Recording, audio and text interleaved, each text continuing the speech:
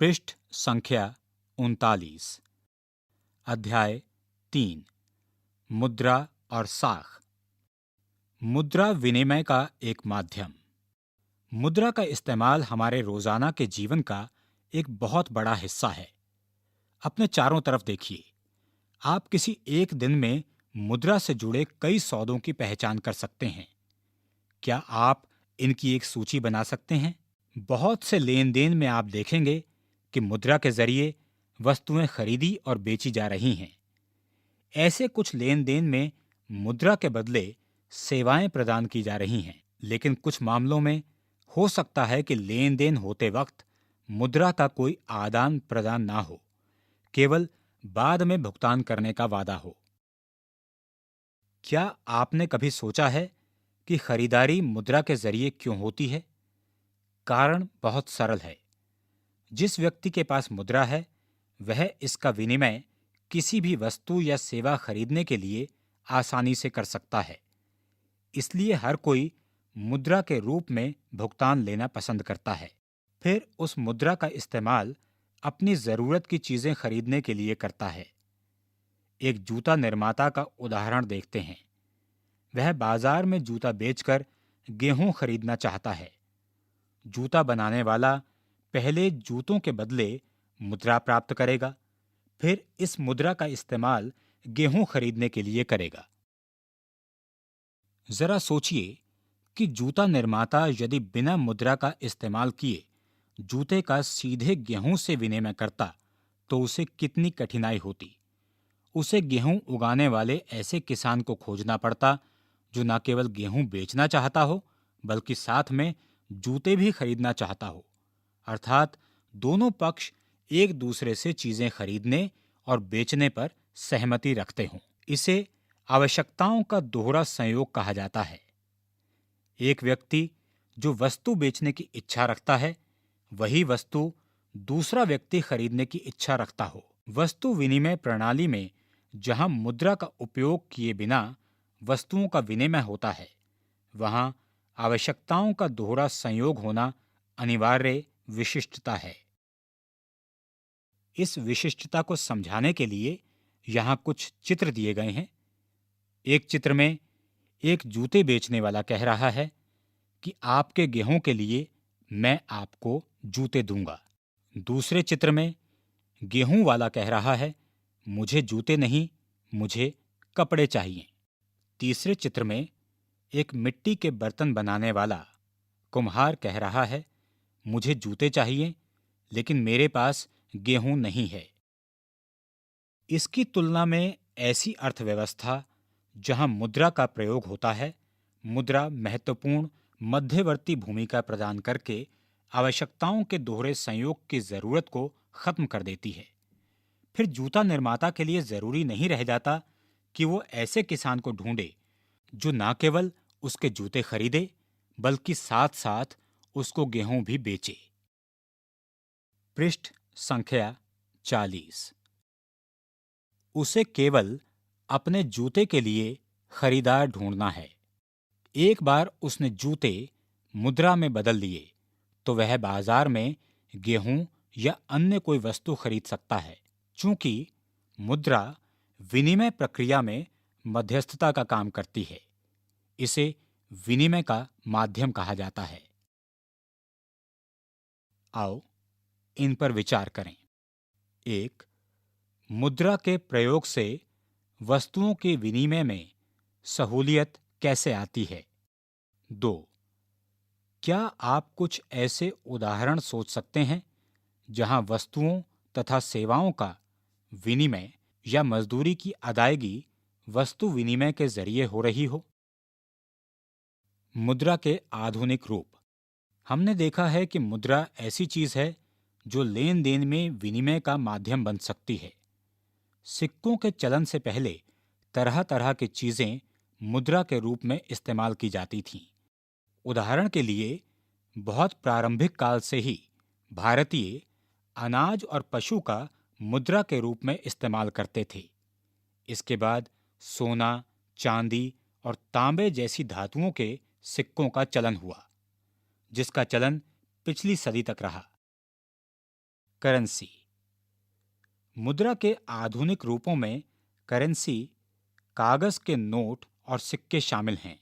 वे चीजें जो पहले मुद्रा के रूप में प्रयोग की जाती थीं, उसके विपरीत आधुनिक मुद्रा बहुमूल्य धातुओं जैसे सोना, चांदी और तांबे के बने सिक्कों से नहीं बनी है। अनाज और पशुओं की तरह वे रोजमर्रा की चीजें भी नहीं हैं। आधुनिक मुद्रा का इस प्रकार का अपना कोई इस्तेमाल नहीं है।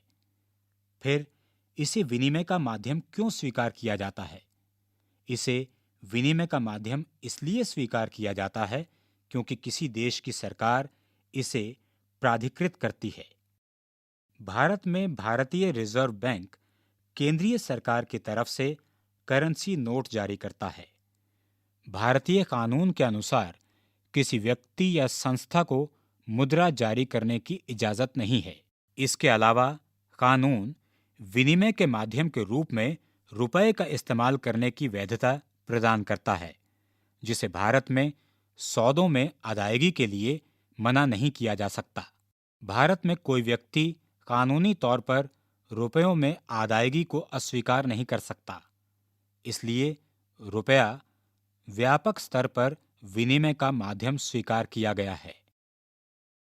बैंकों में निक्षेप।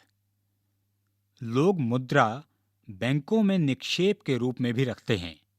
किसी समय पर लोगों को रोजमर्रा की आवश्यकताओं के लिए कुछ ही करेंसी की जरूरत होती है।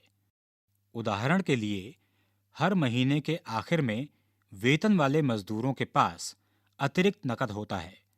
लोग इस अतिरिक्त नकद का क्या करते हैं? वे इसे बैंकों में अपने नाम से खाता खोलकर जमा कर देते हैं।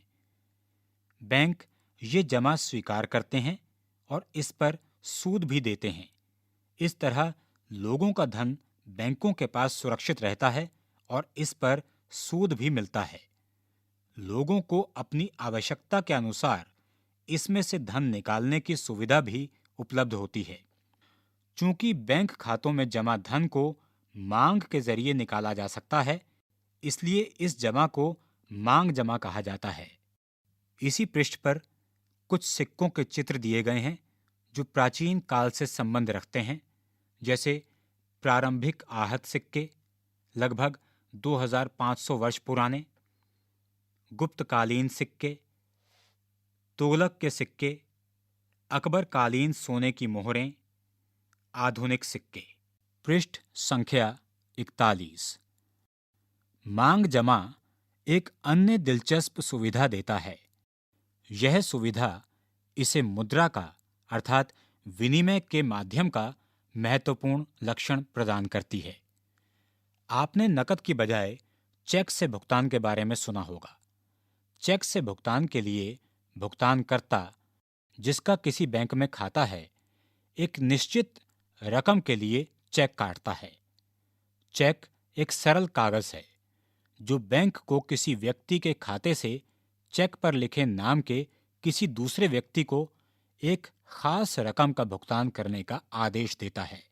आइए यह जानने की कोशिश करते हैं कि चेक द्वारा भुगतान कैसे होता है तथा इसे एक उदाहरण के द्वारा जानते हैं। चेक द्वारा भुगतान। जूता निर्माता एम सलीम को चमड़ा आपूर्तिकर्ता को भुगतान करना है और इसके लिए वह एक विशेष रकम का चेक लिखता है। अर्थात जूता निर्माता अपने बैंक को चमड़ा आपूर्तिकर्ता को यह रकम देने का आदेश देता है। चमड़ा आपूर्तिकर्ता यह चेक ले जाकर अपने बैंक खाते में जमा कर देता है। धन एक बैंक खाते से दूसरे बैंक खाते में कुछ दिनों में अंतरित हो जाता है। यह लेन देन बिना नकद की अदायगी के पूरा हो जाता है। नीचे एक चेक का चित्र दिया गया है। ये चेक अकाउंट पे ही है, अर्थात इसकी राशि केवल उस व्यक्ति के खाते में जाएगी जिसका नाम इस चेक पर लिखा है। चेक पर रकम भरी हुई है तथा हस्ताक्षर किए हुए हैं। चेक संख्या है, बैंक द्वारा प्रयुक्त कोड है और बैंक की शाखा भी दी गई है। और इसके साथ साथ जिस खाता धारक का ये चेक है उसका खाता नंबर भी इस चेक में दिया गया है। चेक के ऊपर इसे जारी करने की तिथि लिखी गई है। इस तरह हम देखते हैं कि मांग जमा में मुद्रा के अनिवार्य लक्षण मिलते हैं। मांग जमा के बदले चेक लिखने की सुविधा से बिना नकद का इस्तेमाल किए सीधा भुगतान करना संभव हो जाता है। चूंकि मांग जमाओं को करेंसी के साथ साथ व्यापक स्तर पर भुगतान का माध्यम स्वीकार किया जाता है, इसलिए आधुनिक अर्थव्यवस्था में इसे भी मुद्रा समझा जाता है। यहां आपको बैंक की भूमिका को याद रखना होगा। बैंकों के लिए इन जमा के बदले कोई भी मांग जमा एवं भुगतान नहीं होगा। मुद्रा के आधुनिक रूप करेंसी और जमा आधुनिक बैंक प्रणाली की कार्यप्रणाली से बहुत करीब से जुड़े हुए हैं। पृष्ठ संख्या 42। आओ इन पर विचार करें। 1. एम सलीम भुगतान के लिए 20,000 रुपये नकद निकालना चाहते हैं। इसके लिए वह चेक कैसे लिखेंगे? 2. सही उत्तर पर निशान लगाएं। अ. सलीम और प्रेम के बीच लेन देन के बाद क. सलीम के बैंक खाते में शेष बढ़ जाता है और प्रेम के बैंक खाते में शेष बढ़ जाता है। ख. सलीम के बैंक खाते में शेष घट जाता है और प्रेम के बैंक खाते में शेष बढ़ जाता है। ग. सलीम के बैंक खाते में शेष बढ़ जाता है और प्रेम के बैंक खाते में शेष घट जाता है। आपको सही उत्तर बताना है। 3. मांग जमा को मुद्रा बैंकों की ऋण संबंधी गतिविधियां। बैंकों की कहानी को आगे बढ़ाते हैं। बैंक जनता से जो धन जमा खातों में स्वीकार करते हैं उसका क्या करते हैं? यहां एक दिलचस्प क्रियाविधि काम कर रही है। बैंक जमा रकम का एक छोटा हिस्सा अपने पास नकद के रूप में रखते हैं।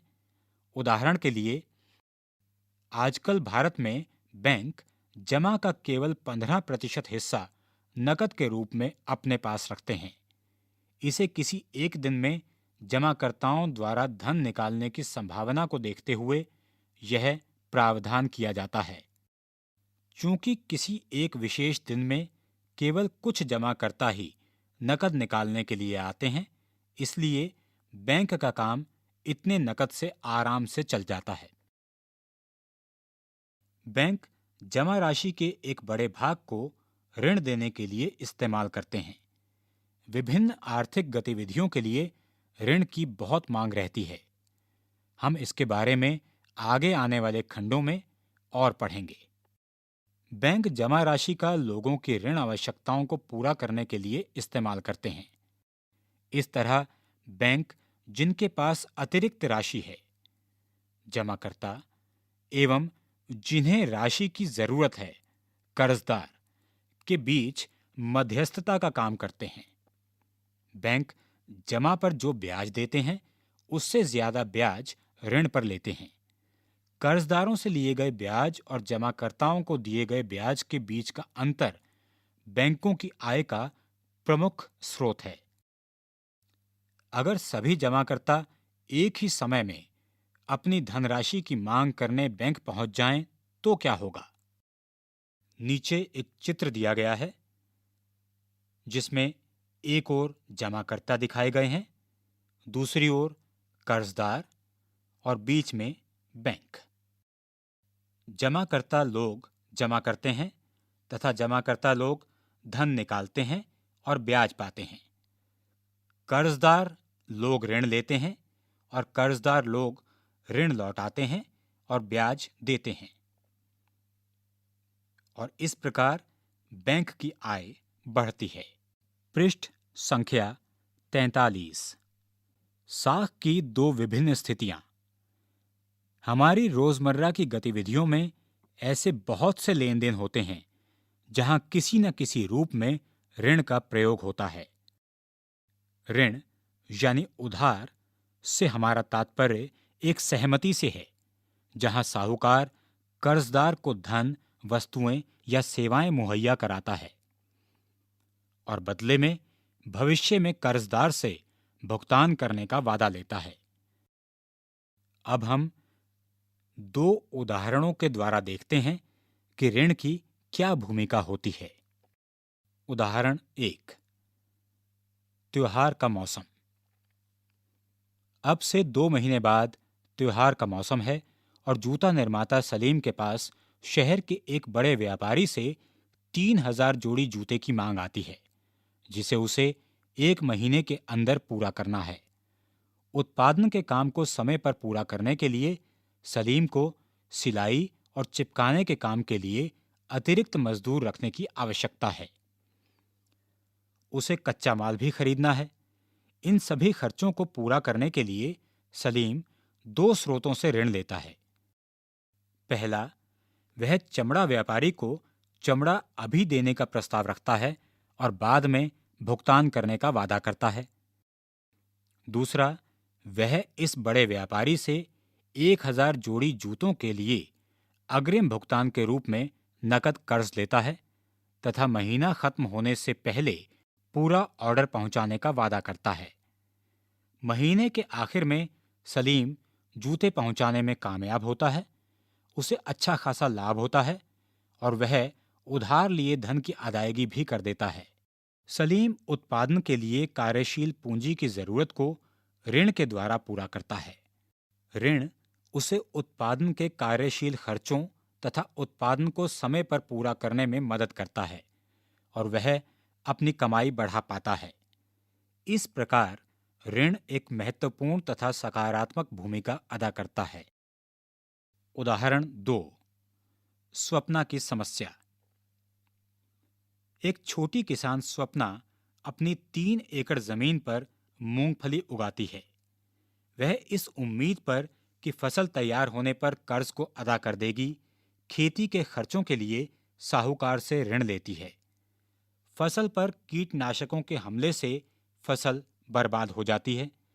हालांकि स्वप्ना फसल पर महंगी कीटनाशक दवाइयां छिड़कती है, उससे कोई खास फर्क नहीं पड़ता। वह साहूकार का कर्ज लौटाने में असफल रहती है और साल के अंदर यह कर्ज बड़ी रकम बन जाता है। अगले साल स्वप्ना खेती के लिए दोबारा उधार लेती है। इस साल फसल सामान्य रहती है, लेकिन इतनी कमाई नहीं होती कि वह अपना कर्ज वापस कर सके। वह कर्ज में फंस जाती है। उसे कर्ज चुकाने के लिए अपनी जमीन का कुछ हिस्सा बेचना पड़ता है। पृष्ठ संख्या 44। ग्रामीण क्षेत्रों में साख की मुख्य मांग फसल उगाने के लिए होती है। फसल उगाने में बीज, खाद, कीटनाशक दवाओं, पानी, बिजली, उपकरणों की मरम्मत इत्यादि पर काफी खर्च होता है। इन आगतों को खरीदने और फसल की बिक्री होने के बीच कम से कम 3-4 महीने का अंतराल होता है। आमतौर से किसान ऋतु के आरंभ में फसल उगाने के लिए उधार लेते हैं और फसल तैयार होने के बाद वापस कर देते हैं। उधार की अदायगी मुख्यतः फसल की कमाई पर निर्भर है। स्वप्ना के मामले में फसल बर्बाद हो जाने से कर्ज की अदायगी असंभव हो गई। उसे कर्ज उतारने के लिए अपनी जमीन का कुछ हिस्सा बेचना पड़ा। ऋण ने स्वप्ना की कमाई को बढ़ाने की बजाय उसकी स्थिति बदतर कर दी। इसे आम भाषा में कर्ज जाल कहा जाता है। इस मामले में ऋण कर्जदार को ऐसी परिस्थितियों में धकेल देता है जहां से बाहर निकलना काफी कष्टदायक होता है। पहली स्थिति में ऋण आय बढ़ाने में सहयोग करता है, जिससे व्यक्ति की स्थिति पहले से बेहतर हो जाती है। दूसरी स्थिति में फसल बर्बाद होने के कारण ऋण व्यक्ति को अपने जाल में फंसा देता है। स्वप्ना को कर्ज उतारने के लिए अपनी जमीन का एक हिस्सा बेचना पड़ता है। स्पष्ट है कि उसकी स्थिति पहले की तुलना में बदतर हुई। ऋण उपयोगी होगा या नहीं, यह परिस्थितियों के खतरों और हानि होने पर प्राप्त सहयोग की संभावना पर निर्भर करता है। आओ इन पर विचार करें। एक तालिका दी गई है, इसे पूरा करना है। तालिका के पहले स्तंभ में लिखा है, उन्हें ऋण की आवश्यकता क्यों पड़ी। दूसरे स्तंभ में सलीम का नाम लिखा है और तीसरे स्तंभ में स्वप्ना का। आपने बताना है कि इन दोनों को ऋण की आवश्यकता क्यों पड़ी। तालिका के पहले स्तंभ में लिखा है, जोखिम क्या थे। दूसरे स्तंभ में वही सलीम का नाम। आपको दूसरे स्तंभ में सलीम के जोखिम बताने हैं और तीसरे स्तंभ में स्वप्ना के जोखिम। तालिका के पहले स्तंभ में लिखा है, परिणाम क्या हुए। आपको दूसरे स्तंभ में सलीम के परिणाम बताने हैं और तीसरे स्तंभ में स्वप्ना के परिणाम। 2. मान लीजिए सलीम को व्यापारियों से ऑर्डर मिलते रहते हैं। 6 साल बाद उसकी स्थिति क्या होगी। 3. कौन से कारण हैं जो स्वप्ना की स्थिति को जोखिम भरा बनाते हैं। इन कारणों की चर्चा कीजिए। कीटनाशक दवाइयां, साहूकारों की भूमिका, मौसम। ऋण की शर्तें। हर ऋण समझौते में ब्याज दर निश्चित कर दी जाती है जिसे कर्जदार महाजन को मूल रकम के साथ अदा करता है। इसके अलावा उधारदाता कोई समर्थक ऋणाधार गिरवी रखने के लिए की मांग कर सकता है। समर्थक ऋणाधार ऐसी संपत्ति है जिसका मालिक कर्जदार है, जैसे कि भूमि, इमारत, गाड़ी, पशु, बैंकों में पूंजी, और इसका इस्तेमाल वह उधारदाता को गारंटी देने के रूप में करता है जब तक कि ऋण का भुगतान नहीं हो जाता। यदि कर्जदार उधार वापस नहीं कर पाता तो उधारदाता को भुगतान प्राप्ति के लिए संपत्ति या समर्थक ऋणाधार बेचने का अधिकार होता है। संपत्ति जैसे कि जमीन, बैंकों में जमा पूंजी, पशु इत्यादि समर्थक ऋणाधार के आम उदाहरण हैं जिनका उपयोग कर्ज लेने के लिए किया जाता है। पृष्ठ संख्या 45। आवास ऋण। मेघा ने घर खरीदने के लिए बैंक से 5 लाख रुपए का कर्ज लिया। इस कर्ज पर ब्याज की वार्षिक दर 12% है और इस कर्ज को 10 साल में मासिक किश्तों में लौटाया जाना है। मेघा को बैंक से कर्ज लेने से पहले उसे अपनी नौकरी और वेतन संबंधी रिकॉर्ड दिखाने पड़ते हैं। बैंक नए घर के सभी कागज ऋणाधार के रूप में रख लेता है जिन्हें मेघा द्वारा ब्याज सहित कर्ज लौटाने पर वापस किया जाएगा। नीचे एक तालिका दी गई है। इसमें मेघा के आवास ऋण के विवरणों की पूर्ति करनी है। ऋण राशि रुपयों में, ऋण अवधि, आवश्यक कागजात, ब्याज दर, अदायगी का स्वरूप, समर्थक ऋणाधार। ब्याज दर, समर्थक ऋणाधार, आवश्यक कागजात और भुगतान के तरीकों को सम्मिलित रूप से ऋण की शर्तें कहा जाता है। ऋण की शर्तों में एक ऋण व्यवस्था से दूसरी ऋण व्यवस्था में काफी अंतर आ जाता है। कर्ज की शर्तें उधारदाता और कर्जदार की प्रकृति पर निर्भर करती हैं। अगले भाग में ऐसे उदाहरण दिए गए हैं जहां विभिन्न ऋण व्यवस्थाओं में ऋण की शर्तें अलग अलग हैं। आओ इन पर विचार करें। उधारदाता उधार देते समय समर्थक ऋणाधार की मांग क्यों करता है? 2. हमारे देश की एक बहुत बड़ी आबादी निर्धन है। क्या यह उनके कर्ज लेने की क्षमता को प्रभावित करती है? 3. कोष्ठक में दिए गए सही विकल्पों का चयन कर रिक्त स्थानों की पूर्ति करें। ऋण लेते समय कर्जदार आसान ऋण शर्तों को देखता है। इसका अर्थ है रिक्त स्थान निम्न उच्च, कोष्ठक में दिया गया है निम्न उच्च। ब्याज दर रिक्त स्थान कोष्ठक में दिया गया है आसान कठिन। रिक्त स्थान कम या अधिक समर्थक ऋणाधार एवं आवश्यक कागजात। संख्या 46। विविध प्रकार के साख प्रबंध। एक गांव का उदाहरण। रोहित और रंजन ने कक्षा में ऋण की शर्तों के बारे में पढ़ना खत्म किया था। वे अपने इलाके में प्रचलित विविध प्रकार के ऋण प्रबंधों को जानने के उत्सुक थे। कौन लोग उधार देते थे, कर्जदार कौन थे, ऋण की शर्तें क्या थीं? उन्होंने अपने गांव के कुछ लोगों से बात करने का फैसला किया।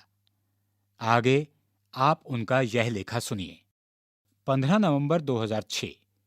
हम सीधा उन खेतों में जाते हैं जहां दिन के इस समय अधिकतर किसान और मजदूर काम कर रहे होंगे। खेतों में आलू की फसल लगी हुई है।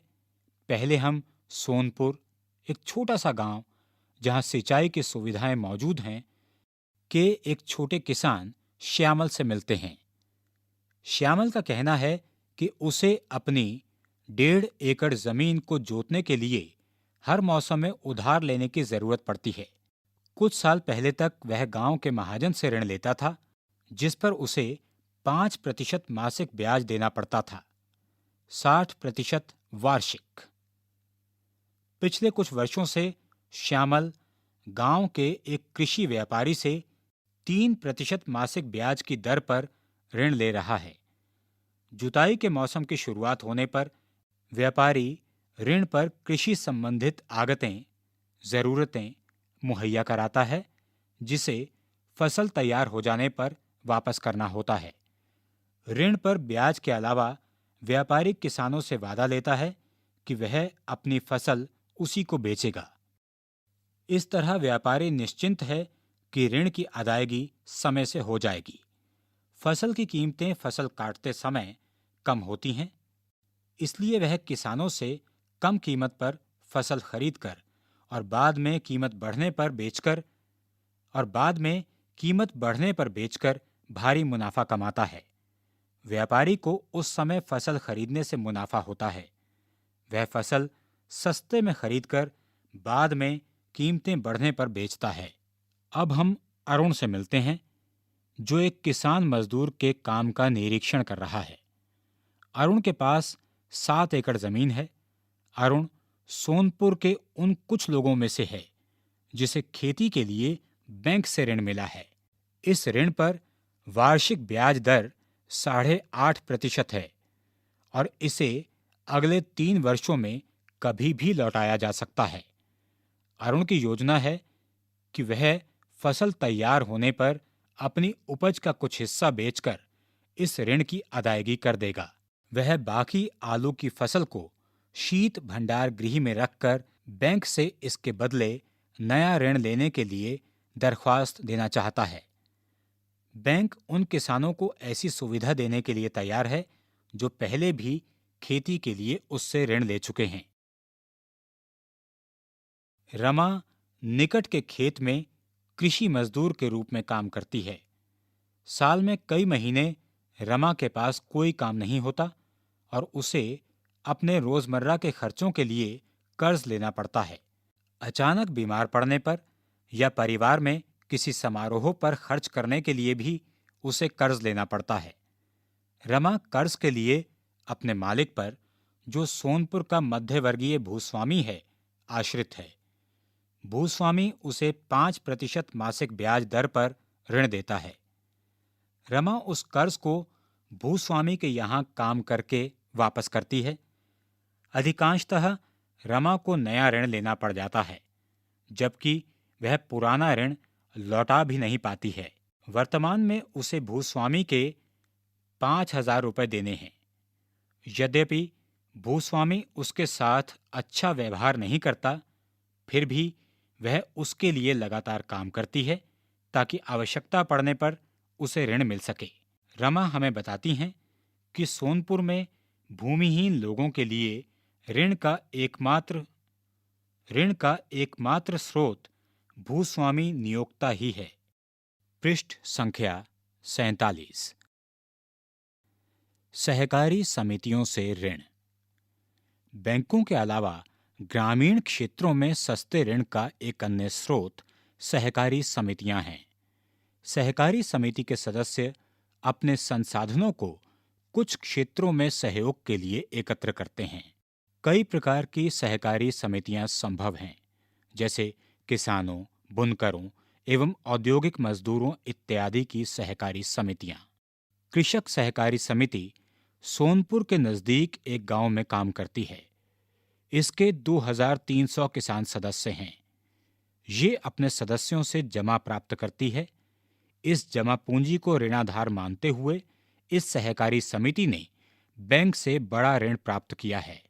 इस पूंजी का इस्तेमाल सदस्यों को कर्ज देने के लिए किया जाता है। यह ऋण लौटाने के बाद कर्ज का दूसरा दौर शुरू किया जा सकता है। कृषक सहकारी समिति कृषि उपकरण खरीदने, खेती तथा कृषि व्यापार करने, मछली पकड़ने, घर बनाने तथा अन्य विभिन्न प्रकार के खर्चों के लिए ऋण मुहैया कराती है। आओ इन पर विचार करें। 1. सोनपुर में ऋण के विभिन्न स्रोतों की सूची बनाइए। 2. ऊपर दिए हुए अनुच्छेदों में ऋण के विभिन्न प्रयोगों वाली पंक्तियों को रेखांकित कीजिए। 3. सोनपुर के छोटे किसान, मध्यम किसान तथा भूमिहीन कृषि मजदूर के लिए ऋण की शर्तों की तुलना कीजिए। 2. ऊपर दिए हुए अनुच्छेदों में ऋण के विभिन्न प्रयोगों वाली पंक्तियों का पता कीजिए। 3. सोनपुर के छोटे किसान, मध्यम किसान तथा भूमिहीन कृषि मजदूर के लिए ऋण की शर्तों की तुलना कीजिए। 4. श्यामल की तुलना में अरुण को खेती से ज्यादा आय क्यों होगी? 5. क्या सोनपुर के सभी लोगों को सस्ती ब्याज दरों पर कर्ज मिल सकता है? किन लोगों को मिल सकता है? 6. सही उत्तर पर निशान लगाइए। क. समय के साथ रमा का ऋण बढ़ जाएगा, समान रहेगा, घट जाएगा। ख. अरुण सोनपुर के उन लोगों में से है जो बैंक से उधार लेते हैं, क्योंकि गांव के अन्य लोग साहूकारों से कर्ज लेना चाहते हैं। बैंक समर्थक ऋणाधार की मांग करते हैं, जो कि हर किसी के पास नहीं होता। बैंक ऋण पर ब्याज दरें उतनी ही हैं जितना कि व्यापारी लेते हैं। 7. कुछ लोगों से बातचीत कीजिए जिनसे आपको अपने क्षेत्र में ऋण प्रबंधों के बारे में कोई जानकारी मिले। अपनी बातचीत को रिकॉर्ड कीजिए। विभिन्न लोगों में ऋण की शर्तों में विभिन्नता को लिखिए। पृष्ठ संख्या 48। भारत में औपचारिक क्षेत्रक में साख। हमने ऊपर के उदाहरणों में देखा है कि लोग विभिन्न स्रोतों से ऋण प्राप्त करते हैं। विभिन्न प्रकार के ऋणों को 2 वर्गों में बांटा जा सकता है: औपचारिक तथा अनौपचारिक क्षेत्रक ऋण। अनौपचारिक उधारदाता में साहूकार, व्यापारी, मालिक, रिश्तेदार, दोस्त इत्यादि आते हैं। आरेख 1 में भारत के ग्रामीण परिवारों के लिए ऋण के विभिन्न स्रोत दिए गए हैं। क्या अधिक ऋण औपचारिक क्षेत्रक से आ रहा है या अनौपचारिक क्षेत्रक से? आरेख 1 वर्ष 2003 में भारत में ग्रामीण परिवारों के साख के स्रोत। 25% ऋण व्यावसायिक बैंकों से आ रहा है, 27% ऋण सहकारी समितियों से आ रहा है, 30% ऋण साहूकार से, 1% ऋण भूस्वामी से, 3% ऋण व्यापारी से, 7% ऋण रिश्तेदार और दोस्तों से तथा 7% ऋण अन्य स्रोतों से आ रहा है। भारतीय रिजर्व बैंक ऋणों के औपचारिक स्रोतों की कार्यप्रणाली पर नजर रखता है।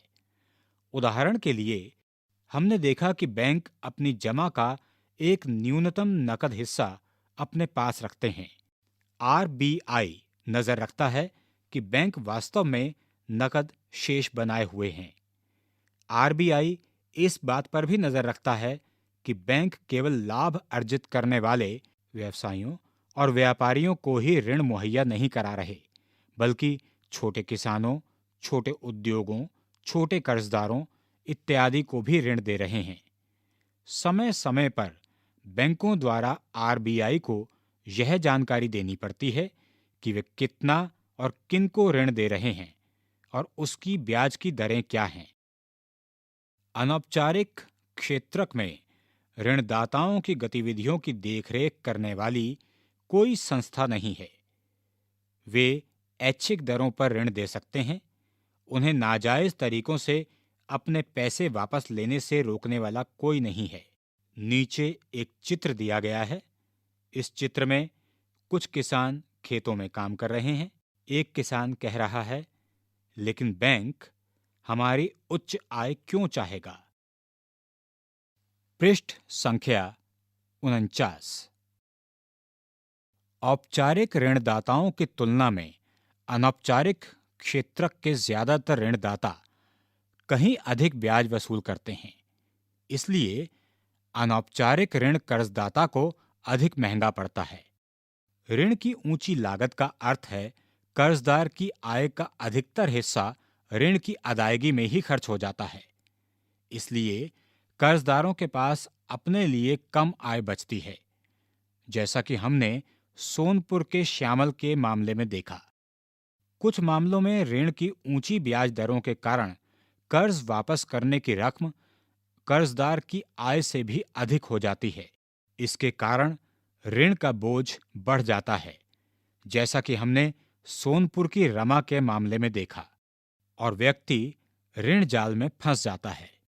ऐसा भी संभव है कि जो लोग कर्ज लेकर अपना उद्यम शुरू करना चाहते हैं, वे ऋण की अधिक लागत को देखकर पीछे हट जाएं। इन सभी कारणों को देखते हुए बैंकों और सहकारी समितियों को ज्यादा कर्ज देना चाहिए। इसके जरिए लोगों की आय बढ़ सकती है और बहुत से लोग अपनी विभिन्न जरूरतों के लिए सस्ता कर्ज ले सकेंगे। वे फसल उगा सकते हैं, कोई कारोबार कर सकते हैं, छोटे उद्योग इत्यादि लगा सकते हैं। वे नया उद्योग लगा सकते हैं या वस्तुओं का व्यापार कर सकते हैं। सस्ता और सामर्थ्य के अनुकूल कर्ज देश के विकास के लिए अति आवश्यक है। औपचारिक और अनौपचारिक साख किसे क्या मिलता है? आरेख 2 में शहरी क्षेत्रों के लोगों के लिए ऋण के औपचारिक और अनौपचारिक महत्व को दिखाया गया है। आरेख में गरीब से अमीर लोगों को 4 भागों में बांटा गया है।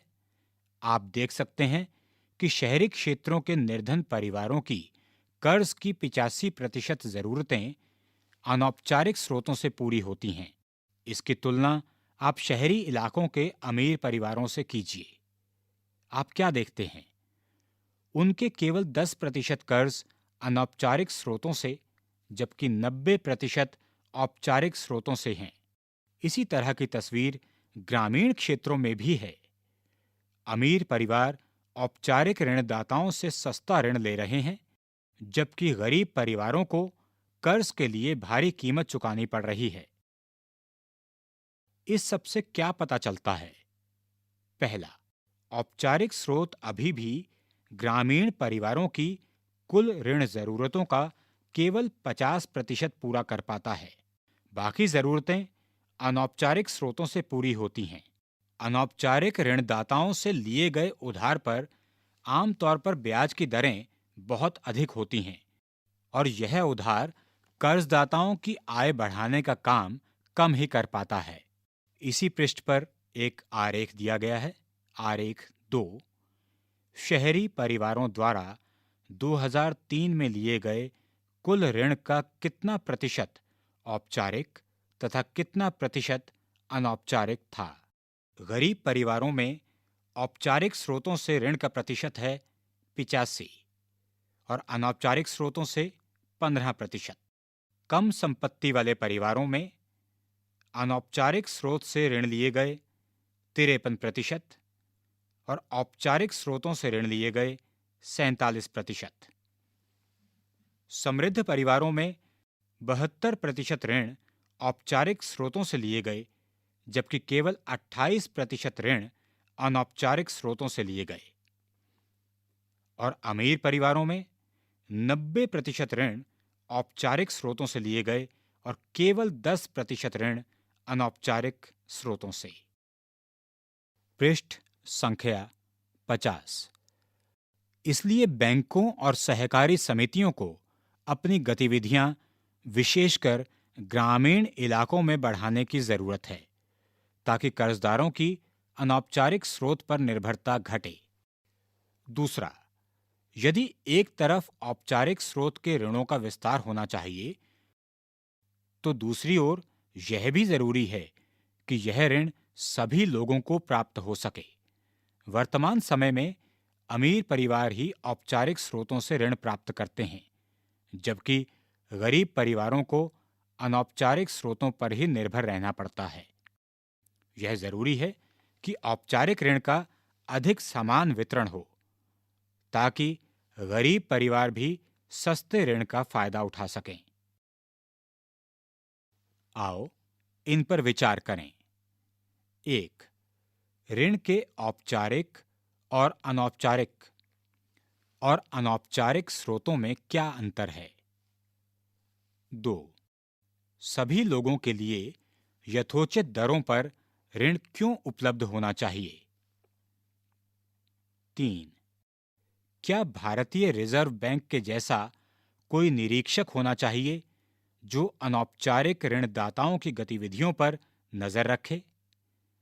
उसका काम मुश्किल क्यों होगा? 4.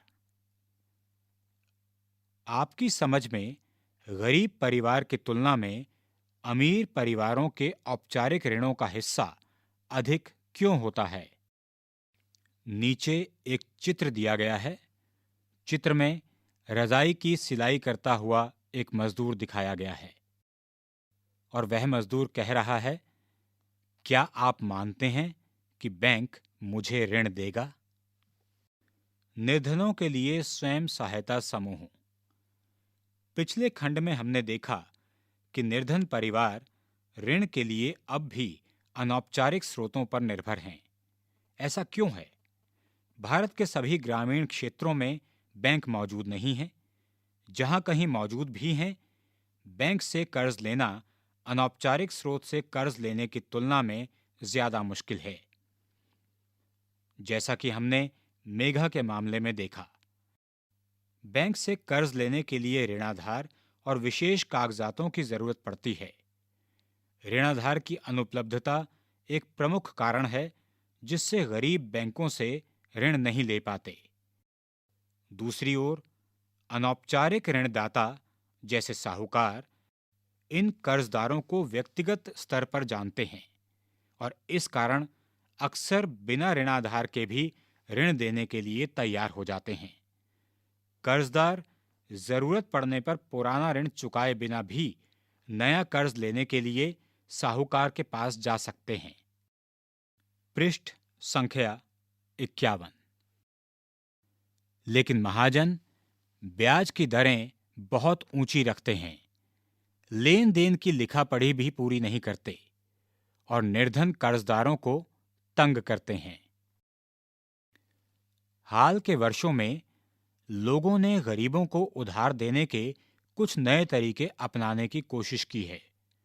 इनमें से एक विचार ग्रामीण क्षेत्रों के गरीबों, विशेषकर महिलाओं को छोटे छोटे स्वयं सहायता समूहों में संगठित करने और उनकी बचत पूंजी को एकत्रित करने पर आधारित है। एक विशेष स्वयं सहायता समूह में एक दूसरे के पड़ोसी 15-20 सदस्य होते हैं जो नियमित रूप से मिलते हैं और बचत करते हैं। प्रति व्यक्ति बचत 25 रुपए से लेकर 100 रुपए या अधिक हो सकती है। यह परिवारों की बचत करने की क्षमता पर निर्भर करता है। सदस्य अपनी जरूरतों को पूरा करने के लिए छोटे कर्ज समूहों से ही कर्ज ले सकते हैं। समूह इन कर्जों पर ब्याज लेता है, लेकिन यह साहूकार द्वारा लिए जाने वाले ब्याज से कम होता है। 1 या 2 वर्ष के बाद अगर समूह नियमित रूप से बचत करता है तो समूह बैंक से ऋण लेने के योग्य हो जाता है। ऋण समूह के नाम पर दिया जाता है और इसका मकसद सदस्यों के लिए स्वरोजगार के अवसरों का सृजन करना है।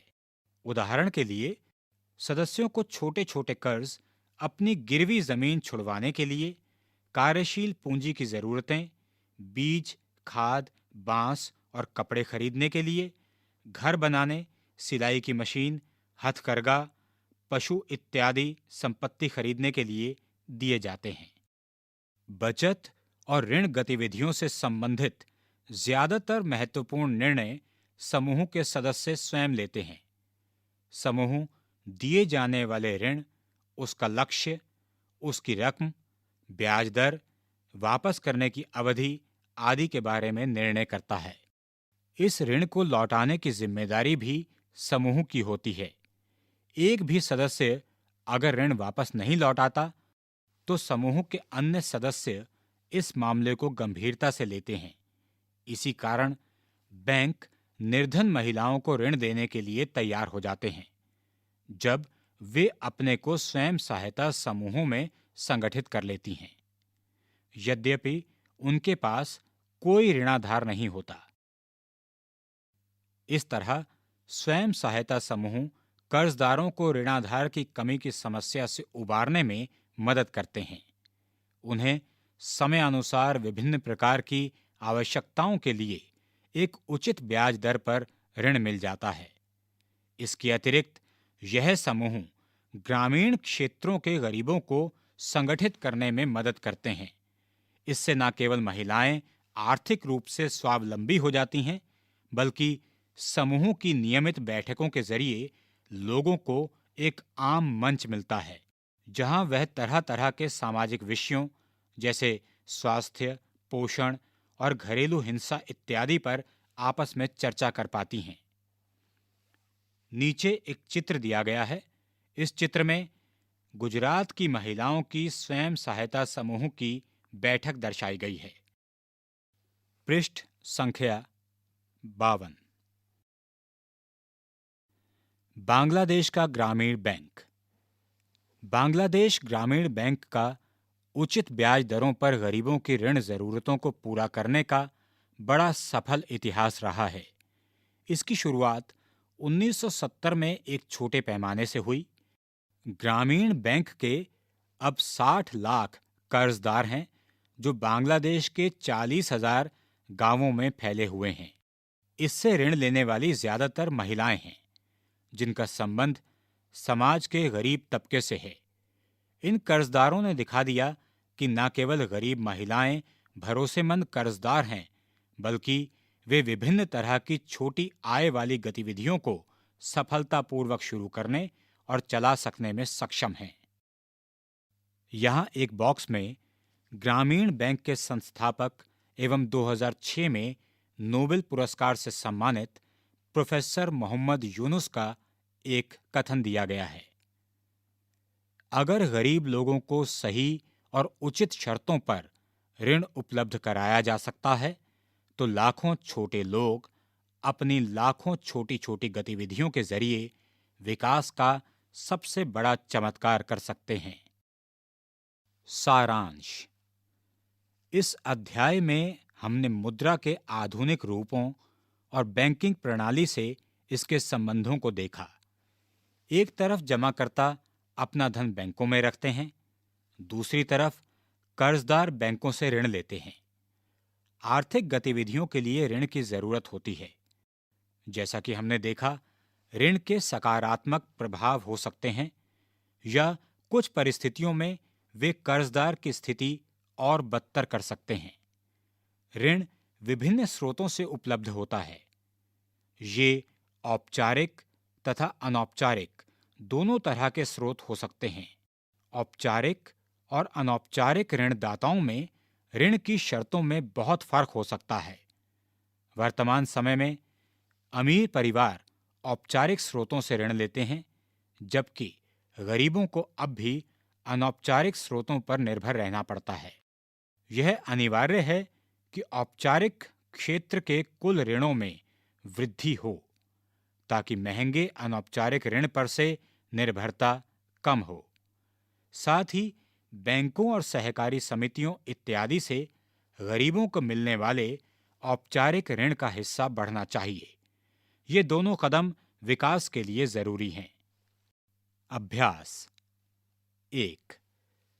जोखिम वाली परिस्थितियों में ऋण कर्जदार के लिए समस्याएं खड़ी कर सकता है। स्पष्ट कीजिए। 2। मुद्रा आवश्यकताओं के दोहरे संयोग की समस्या को किस तरह सुलझाती है?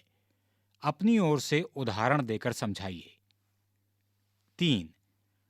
अतिरिक्त मुद्रा वाले लोगों और जरूरतमंद लोगों के बीच बैंक किस प्रकार मध्यस्थता करते हैं?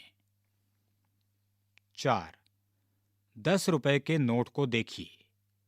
इसके ऊपर क्या लिखा है? क्या आप इस कथन की व्याख्या कर सकते हैं? 5। हमें भारत में ऋण के औपचारिक स्रोतों को बढ़ाने की क्यों जरूरत है? 6। गरीबों के लिए स्वयं सहायता समूहों के संगठनों के पीछे मूल विचार क्या है? अपने शब्दों में व्याख्या कीजिए। 7। क्या कारण है कि बैंक कुछ कर्जदारों को कर्ज देने के लिए तैयार नहीं होते? पृष्ठ संख्या 53। 8। भारतीय रिजर्व बैंक अन्य बैंकों की गतिविधियों पर किस तरह नजर रखता है? यह जरूरी क्यों है? 9। विकास में ऋण की भूमिका का विश्लेषण कीजिए। 10। मानव को एक छोटा व्यवसाय करने के लिए ऋण की जरूरत है। मानव किस आधार पर यह निश्चित करेगा कि उसे यह ऋण बैंक से लेना चाहिए या साहूकार से? चर्चा कीजिए। 11। भारत में 80% किसान छोटे किसान हैं, जिन्हें खेती करने के लिए ऋण की जरूरत होती है। क। बैंक छोटे किसानों को ऋण देने से क्यों हिचकिचा सकते हैं? ख। वे दूसरे स्रोत कौन से हैं जिनसे छोटे किसान कर्ज ले सकते हैं? ग। उदाहरण देकर स्पष्ट कीजिए कि किस तरह ऋण की शर्तें छोटे किसानों के प्रतिकूल हो सकती हैं। घ। सुझाव दीजिए कि किस तरह छोटे किसानों को सस्ता ऋण उपलब्ध कराया जा सकता है। 12। रिक्त स्थानों की पूर्ति कीजिए। क। रिक्त स्थान परिवारों की ऋण की अधिकांश जरूरतें अनौपचारिक स्रोतों से पूरी होती हैं। ख। रिक्त स्थान ऋण की लागत ऋण का बोझ बढ़ाती है। ग। रिक्त स्थान केंद्रीय सरकार की ओर से करेंसी नोट जारी करता है। घ। बैंक रिक्त स्थान पर देने वाले ब्याज से ऋण पर अधिक ब्याज लेते हैं। अंगा रिक्त स्थान संपत्ति है जिसका मालिक कर्जदार होता है, जिसे वह ऋण लेने के लिए गारंटी के रूप में इस्तेमाल करता है, जब तक ऋण चुकता नहीं हो जाता। 13। सही उत्तर का चयन करें। क। स्वयं सहायता समूह में बचत और ऋण संबंधित अधिकतर निर्णय लिए जाते हैं। बैंक द्वारा, सदस्यों द्वारा, गैर सरकारी संस्था द्वारा। ख। इनमें से कौन सा ऋण ऋण के औपचारिक स्रोतों में शामिल नहीं है? बैंक, सहकारी समिति, नियोक्ता। अतिरिक्त परियोजना कार्यकलाप। एक तालिका दी गई है। शहरी क्षेत्रों में विभिन्न लोगों के व्यवसाय को यह तालिका दिखा रही है। इन लोगों को किन उद्देश्यों के लिए ऋण की जरूरत हो सकती है? रिक्त स्तंभों को आपको भरना है। तालिका के 2 स्तंभ हैं। पहले स्तंभ में व्यवसाय दिए गए हैं और दूसरे स्तंभ में ऋण लेने का कारण जो कि आपको बताना है। व्यवसाय इस प्रकार हैं: निर्माण मजदूर, कंप्यूटर शिक्षित स्नातक छात्र, सरकारी सेवा में नियोजित व्यक्ति, दिल्ली में प्रवासी मजदूर, घरेलू नौकरानी, छोटा व्यापारी, ऑटो रिक्शा चालक, बंद फैक्ट्री का मजदूर। आगे लोगों को दो वर्गों में विभाजित कीजिए जिन्हें आप सोचते हैं कि बैंक से कर्ज मिल सकता है और जिन्हें कर्ज मिलने की आशा नहीं है। आपने वर्गीकरण के लिए किन कारकों का उपयोग किया?